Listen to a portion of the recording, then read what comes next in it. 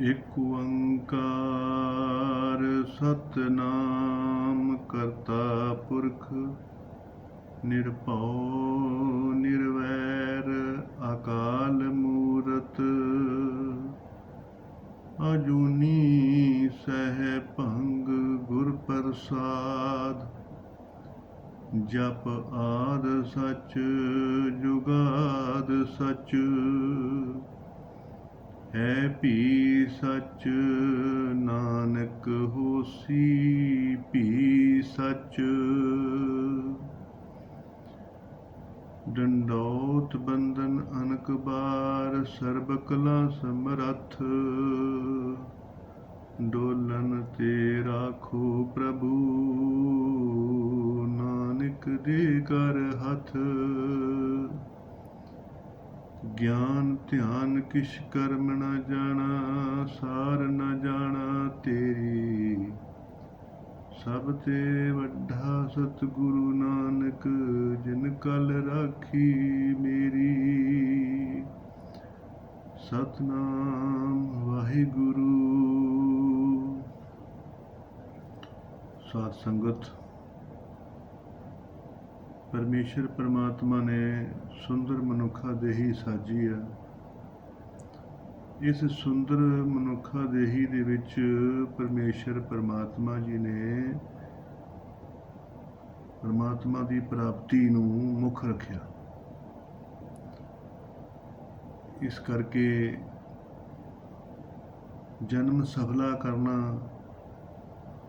ਤੇ ਗੁਰਬਾਣੀ ਸ਼ਾਸਤਰ ਇਹੋ ਹੀ ਸਮਝਾ ਰਹੇ ਨੇ ਕਿ ਭਾਈ ਮਨ ਦੇ ਵਿੱਚ ਬਰਾਗ ਰੱਖੋ, ਮਨ ਦੇ ਵਿੱਚ ਪ੍ਰੇਮ ਰੱਖੋ, ਸਰਗੁਣ ਸ਼ਰਧਾ ਰੱਖੋ, ਤੋ ਹੀ ਸੰਸਾਰ ਭਵਜਲ ਤੋਂ ਪਾਰ ਹੋ ਸਕਦੇ। ਇਸ ਕਰਕੇ ਗੁਰੂ ਸਾਹਿਬ ਜੀ ਬਾਣੀ ਦੇ ਵਿੱਚ ਇਹ ਉਚਾਰਨ ਕਰਦੇ ਨੇ ਕਿ ਗੁਣ ਗੋਬਿੰਦ ਗਾਇਓ ਨਹੀਂ, ਜਨਮ ਅਕਾਰਥ ਕੀਨ, ਕਹੋ ਨਾਨਕ ਹਰ ਭਜ ਮਨਾ, ਜਿਹ ਬਿਦ ਜਲ ਕੋ ਮੀਨ। ਭਾਈ ਮੀਨ ਦੇ ਵਿੱਚ ਕੀ ਖੂਬੀ ਆ, ਕੀ ਖਾਸੀਅਤ ਆ, ਜਿਹਦਾ ਕਰਕੇ ਗੁਰੂ ਮਹਾਰਾਜ ਜੀ ਨੇ ਬਾਣੀ ਦੇ ਵਿੱਚ ਮੀਨ ਦਾ ਨਾਂ ਲਿਆ ਕਿ ਭਾਈ ਮੀਨ ਵਾਂਗੂ ਨਾਮ ਜਪਣਾ ਚਾਹੀਦਾ। ਦੇਖੋ, ਗੁਣ ਗੋਬਿੰਦ ਗਾਇਓ ਨਹੀਂ, ਜਨਮ ਅਕਾਰਥ ਕੀਨ। ਜਦੋਂ ਉਮਰ ਬੀਤ ਜਾਂਦੀ ਆ ਉਸ ਵੇਲੇ ਮਨੁੱਖ ਨੂੰ ਪਤਾ ਲੱਗਦਾ, 40 ਸਾਲ ਤੇ ਜਾ ਕੇ ਪਤਾ ਲੱਗਦਾ ਕਿ ਮੇਰਾ ਪਿਛਲਾ ਜਨਮ ਜਿਹੜਾ ਉਹਦੇ ਅਜਾਈਂ ਬੀਤ ਗਿਆ, ਅਕਾਰਥ ਬੀਤ ਗਿਆ। ਕਿਉਂਕਿ 3 ਕਾਲ ਹੁੰਦੇ ਆ, ਭੂਤ ਕਾਲ, ਵਰਤਮਾਨ ਤੇ ਭਵਿੱਖ। ਭੂਤ ਕਾਲ ਦਾ ਗਮ ਹੁੰਦਾ ਔਰ ਵਰਤਮਾਨ ਦਾ ਮੋਹ ਹੁੰਦਾ, ਔਰ ਜਿਹੜਾ ਭਵਿੱਖ ਕਾਲ ਹੁੰਦਾ ਉਹਦਾ ਭੈ ਹੁੰਦਾ।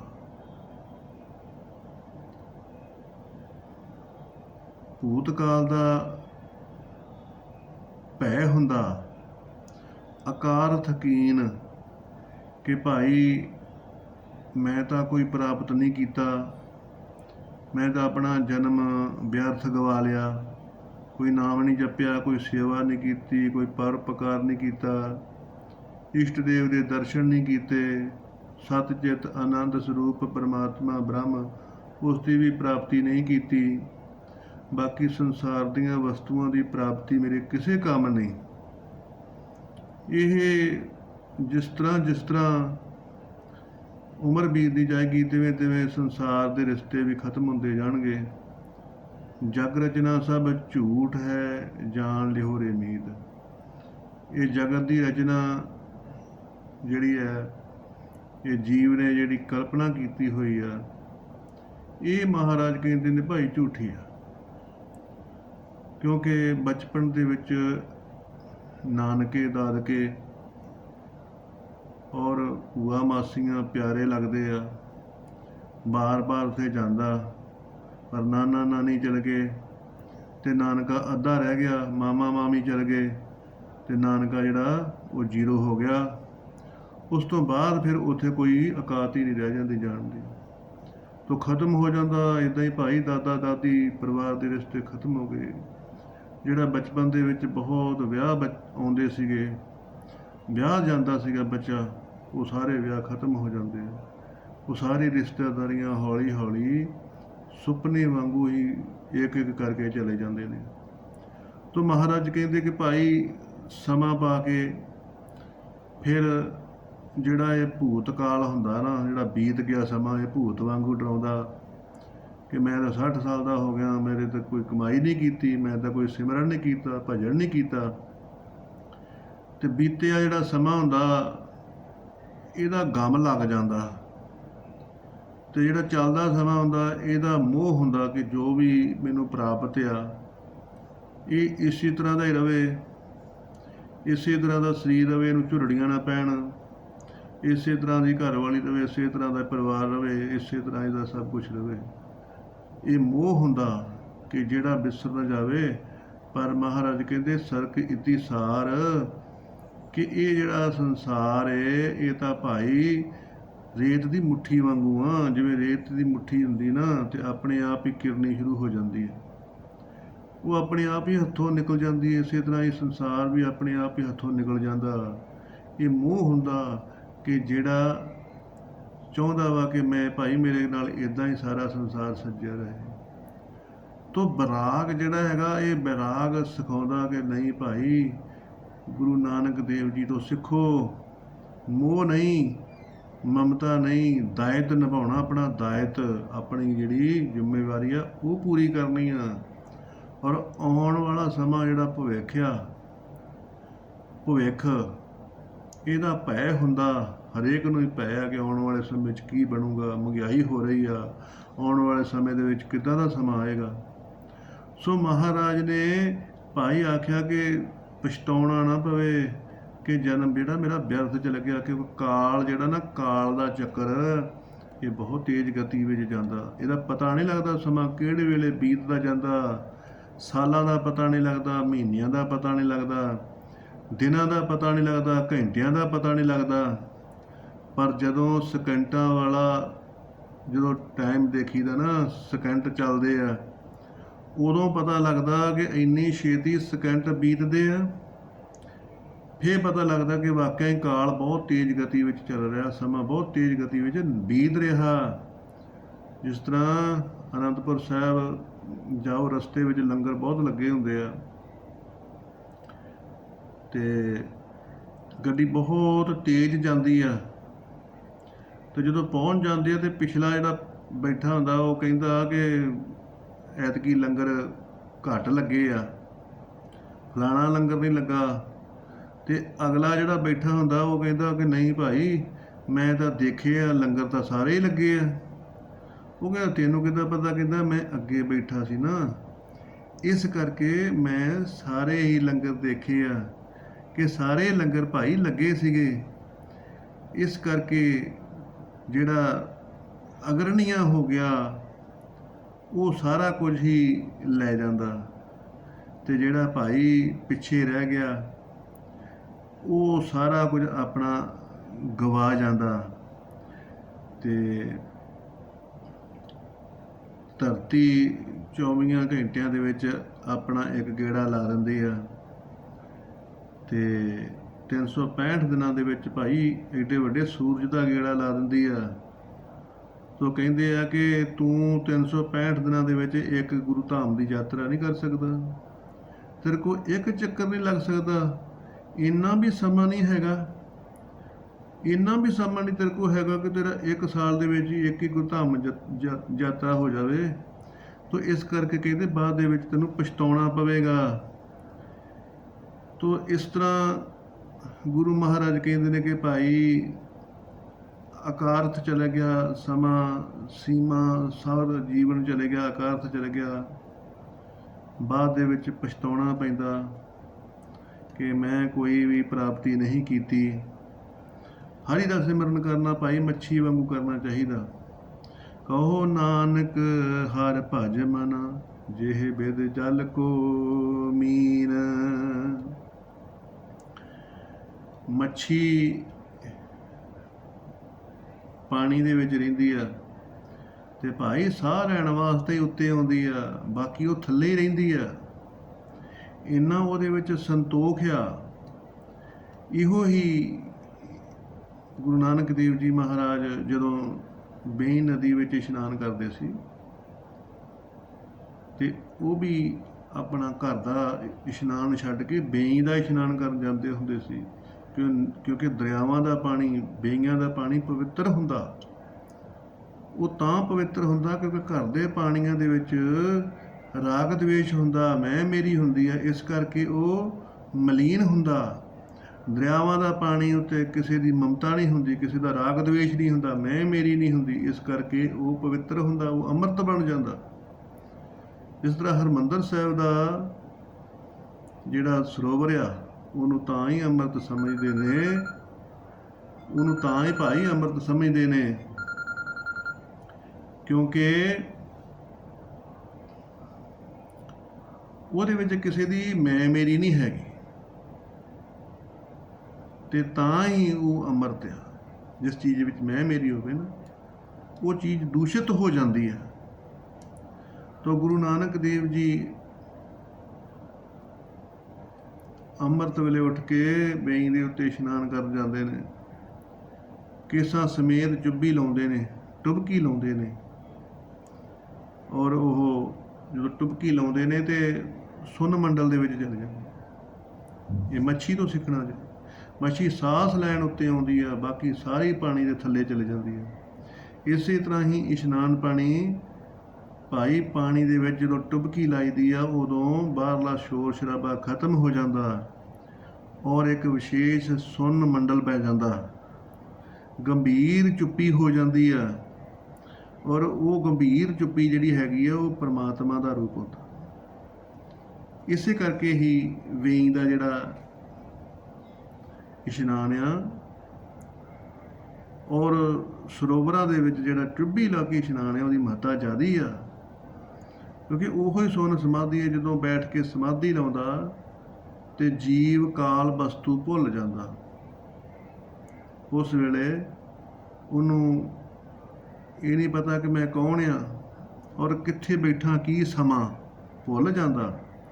ਇਹ ਮੱਛੀ ਜਦੋਂ ਪਾਣੀ 'ਚ ਚੱਲ ਜਾਂਦੀ ਆ, ਉਹਨੂੰ ਕੋਈ ਵੀ ਸੰਸਾਰ ਦੀ ਆਵਾਜ਼ ਸੁਣਾਈ ਨਹੀਂ ਦਿੰਦੀ। ਇਸੇ ਤਰ੍ਹਾਂ ਹੀ ਕਹਿੰਦੇ ਨੇ ਕਿ ਭਾਈ ਪਰਮੇਸ਼ਰ ਪਰਮਾਤਮਾ ਜੀ ਦਾ ਸਿਮਰਨ ਮੱਛੀ ਵਾਂਗੂ ਕਰ, ਕਿਉਂਕਿ ਉਹ ਪਾਣੀ ਦੇ ਵਿੱਚ ਜਾਲਾ ਤੇ ਖਾ ਲੈਂਦੀ ਆ, ਪਰ ਉਹ ਬਾਹਰ ਨਹੀਂ ਆਉਂਦੀ। ਇੱਦਾਂ ਹੀ ਤੂੰ ਵੀ ਰੁੱਖੀ ਮਿਲ ਜੇ, ਸੁੱਖੀ ਮਿਲ ਜੇ, ਕਿਸ ਤਰ੍ਹਾਂ ਦਾ ਵੀ ਹੋਵੇ, ਤੂੰ ਭਾਈ ਜੋ ਵੀ ਵਾਹਿਗੁਰੂ ਪਰਮੇਸ਼ਰ ਨੇ ਦਿੱਤਾ ਉਹਦੇ 'ਤੇ ਸੰਤੋਖ ਰੱਖ।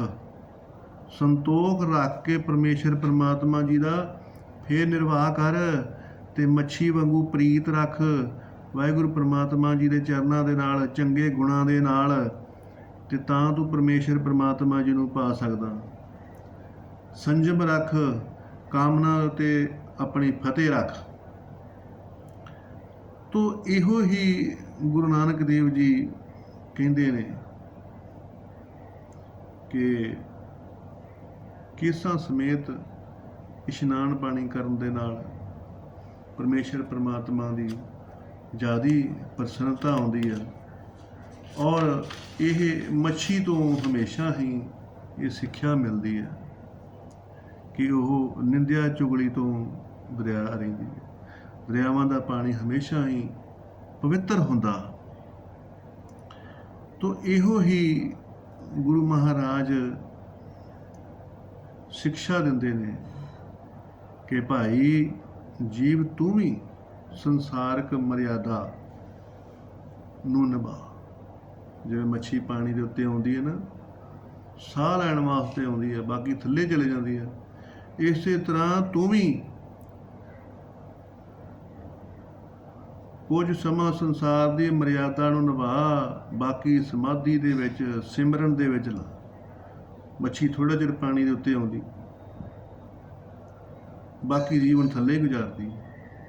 ਇਸੇ ਤਰ੍ਹਾਂ ਤੂੰ ਵੀ ਭਾਈ ਥੋੜ੍ਹੀ ਜਿਹੀ ਸੰਸਾਰ ਦੀ ਮਰਿਆਦਾ, ਸੰਸਾਰ ਦਾ ਦਾਇਤ ਪੂਰਾ ਕਰਨ ਵਾਸਤੇ ਸੰਸਾਰ ਦੇ ਵਿੱਚ ਆ, ਬਾਕੀ ਸਾਰਾ ਸਮਾਂ ਸੇਵਾ ਸਿਮਰਨ ਪਰਉਪਕਾਰ ਤੇ ਲਾ, ਤਾਂ ਕਿ ਤੇਰਾ ਲੋਕ ਸੁਖੀਏ ਤੇ ਪਰਲੋਕ ਸੁਹੇਲਾ ਹੋ ਸਕੇ। ਤੋ ਇਹ ਮਹਾਰਾਜ ਨੇ ਜੁਗਤੀ ਦਿੱਤੀ ਹੈ ਕਿ ਅਕਾਲ ਪੁਰਖ ਵਾਹਿਗੁਰੂ ਪਰਮੇਸ਼ਰ ਪਰਮਾਤਮਾ ਜੀ ਹੋਂ ਜਲ ਬਲ ਜਿਉ, ਆਖਾਂ ਜੀਵਾਂ ਵਿਸਰੇ ਮਰ ਜਾਓ। ਗੁਰੂ ਨਾਨਕ ਦੇਵ ਸੱਚੇ ਪਾਤਸ਼ਾਹ ਜੀ ਪ੍ਰੇਮ ਕਰਨ ਵਾਲੇ, ਉਹ ਕਹਿੰਦੇ ਨੇ ਕਿ ਕੋਟ ਕੋਟ ਮੇਰੀ ਆਰਜਾ ਪਵਨ ਪਿਆਣੀਆਂ ਪਿਆਓ, ਚੰਦ ਸੂਰਜ ਦੋਏ ਗੁਫੇ ਨਾ ਦੇਖਾਂ, ਸੁਪਨੇ ਸੌਣ ਨਾ ਥਾਉ, ਵੀ ਤੇਰੀ ਕੀਮਤ ਨਾ ਪਵੇ, ਹਉ ਕੇਵੜ ਆਖਾਂ ਨਾਉ। ਮਹਾਰਾਜ ਇੰਨਾ ਪ੍ਰੇਮ ਰੱਖਦੇ ਨੇ, ਉਹ ਕਹਿੰਦੇ ਨੇ ਕਿ ਮੈਂ ਗੁਫਾ ਦੇ ਵਿੱਚ ਬੈਠ ਜਾਵਾਂ, ਨਾ ਕੁਝ ਖਾਵਾਂ ਨਾ ਕੁਝ ਪੀਵਾਂ, ਇੰਨੀ ਤੇਰੀ ਭਗਤੀ ਕਰਾਂ, ਇਹ ਪਰਮਾਤਮਾ ਤੇਰਾ ਅੰਤ ਮੈਂ ਫਿਰ ਵੀ ਨਹੀਂ ਪਾ ਸਕਦਾ, ਤੇਰਾ ਦੀ ਐਂਡ ਨਹੀਂ ਕਰ ਸਕਦਾ। ਪ੍ਰੇਮ ਹਮੇਸ਼ਾ ਵੱਧਦਾ, ਮੋਹ ਘਟਦਾ, ਮੋਹ ਦਾ ਦਾਇਰਾ ਘਟਦਾ, ਸੁੰਗੜਦਾ, ਔਰ ਪ੍ਰੇਮ ਦਾ ਦਾਇਰਾ ਵੱਧਦਾ। ਤੋ ਸੰਸਾਰ ਤੋਂ ਬੈਰਾਗ ਰੱਖੋ, ਬੈਰਾਗ, ਰਾਗ ਰਹਿਤ, ਮੋਹ ਰਹਿਤ ਜੀਵਨ ਕਰੋ, ਆਪਣੇ ਦਾਇਤ ਨੂੰ ਪੂਰਾ ਨਿਭਾਓ, ਸ਼ਰਧਾ ਪੂਰਵਕ ਸਿਮਰਨ ਕਰੋ। ਔਰ ਜਿਸ ਤਰ੍ਹਾਂ ਮੱਛੀ ਪਾਣੀ ਤੋਂ ਇੱਕ ਸਕਿੰਟ ਪਰੇ ਨਹੀਂ ਰਹਿ ਸਕਦੀ, ਇਸੇ ਤਰ੍ਹਾਂ ਤੂੰ ਵੀ ਪਰਮੇਸ਼ਰ ਪਰਮਾਤਮਾ ਔਰ ਪਰਮਾਤਮਾ ਦੇ ਗੁਣ, ਇਹਨਾਂ ਦੇ ਨਾਲ ਇਸ ਤਰ੍ਹਾਂ ਪ੍ਰੀਤੀ ਕਰ ਕਿ ਇੱਕ ਸਕਿੰਟ ਵੀ ਤੇਰਾ ਪਰਮਾਤਮਾ ਦੇ ਸਿਮਰਨ ਤੋਂ ਔਰ ਪਰਮਾਤਮਾ ਦੇ ਗੁਣਾਂ ਤੋਂ ਬਗੈਰ ਨਾ ਬੀਤੇ, ਤੇ ਭਾਈ ਤਾਂ ਹੀ ਤੇਰਾ ਸਿਮਰਨ ਸਫਲ ਹੈ। ਸੋ ਅਕਾਲ ਪੁਰਖ ਵਾਹਿਗੁਰੂ ਕਿਰਪਾ ਕਰੇ ਤੇ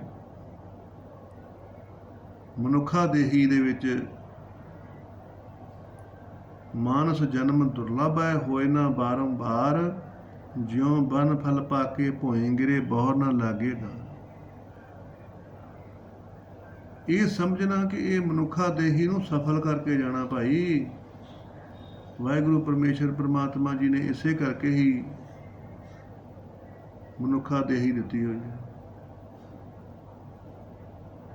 ਸੋ ਵਾਹਿਗੁਰੂ ਪਰਮੇਸ਼ਰ ਪਰਮਾਤਮਾ ਦਾ ਸਿਮਰਨ ਕਰੋ, ਨਾਲ ਉਹਦੇ ਗੁਣ ਗਾਓ, ਕਿਉਂਕਿ ਅੰਮ੍ਰਿਤ ਵੇਲਾ ਸੱਚ ਨਾਉ ਵਡਿਆਈ ਵਿਚਾਰ। ਅੰਮ੍ਰਿਤ ਵੇਲੇ ਉੱਠ ਕੇ ਸਰੀਰਕ ਸੋਧਨਾ ਕਰਕੇ ਸਰੀਰ ਨੂੰ ਤੰਦਰੁਸਤੀ ਮਿਲਦੀ। ਦੂਸਰੇ ਨੰਬਰ ਤੇ ਸੱਚ ਨਾਉ, ਪਰਮੇਸ਼ਰ ਦੇ ਸਤ ਨਾਮ ਦਾ ਸਿਮਰਨ ਕਰਨਾ, ਇਹਦੇ ਨਾਲ ਬ੍ਰਹਮ ਆਤਮਾ ਪੁਸ਼ਟ ਹੁੰਦੀ ਹੈ, ਬ੍ਰਹਮ ਆਤਮਾ ਦੇ ਪਾਸੇ ਸੁਰਤੀ ਗਤੀ ਕਰਦੀ ਹੈ। ਔਰ ਤੀਸਰੇ ਨੰਬਰ ਤੇ ਵਡਿਆਈ ਵਿਚਾਰ, ਪਰਮਾਤਮਾ ਦੇ ਜਿਹੜੇ ਵੱਡੇ ਗੁਣ ਨੇ, ਦੈਵੀ ਗੁਣ ਨੇ ਜਿਹੜੇ, ਪਿਓਰਿਟੀ, ਪਿਓਰ, ਦਇਆ, ਸੰਤੋਖ, ਧੀਰਜ, ਖਿਮਾ, ਨਿਮਰਤਾ, ਸਹਿਜ, ਅਡੋਲਤਾ, ਇਹ ਜੀਵ ਆਤਮਾ ਦੇ ਵਿੱਚ ਪ੍ਰਵੇਸ਼ ਕਰਾਉਣੇ, ਜੀਵ ਆਤਮਾ ਨੂੰ ਇਹਨਾਂ ਦਾ ਸਿਮਰਨ ਕਰਾਉਣਾ, ਇਹਦੇ ਨਾਲ ਜੀਵ ਆਤਮਾ ਬਲਵਾਨ ਹੁੰਦੀ, ਤਾਂ ਹੀ ਸੰਪੂਰਨ ਤੰਦਰੁਸਤੀ, ਤਾਂ ਹੀ ਪਰਮੇਸ਼ਰ ਪਰਮਾਤਮਾ ਦੀ ਪ੍ਰਾਪਤੀ ਹੋ ਸਕਦੀ ਹੈ। ਸੋ ਮਨੁੱਖਾ ਦੇਹੀ ਦਾ ਲਾਹਾ ਲਵੋ, ਭਾਈ ਪਰਉਪਕਾਰ ਕਰੋ, ਸੇਵਾ ਕਰੋ, ਸਿਮਰਨ ਕਰੋ, ਵਾਹਿਗੁਰੂ ਪ੍ਰਮਾਤਮਾ ਜੀ ਦੀ ਪ੍ਰਾਪਤੀ ਕਰੋ ਔਰ ਮਨੁੱਖਾ ਦੇਹੀ ਨੂੰ ਸਫਲ ਕਰੋ। ਲੋਕ ਸੁਖੀਏ ਪਰਲੋਕ ਸੁਹੇਲੇ ਕਰੋ।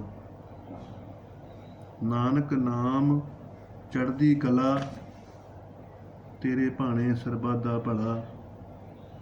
ਸਤਨਾਮ ਵਾਹਿਗੁਰੂ, ਸਤਨਾਮ ਵਾਹਿਗੁਰੂ।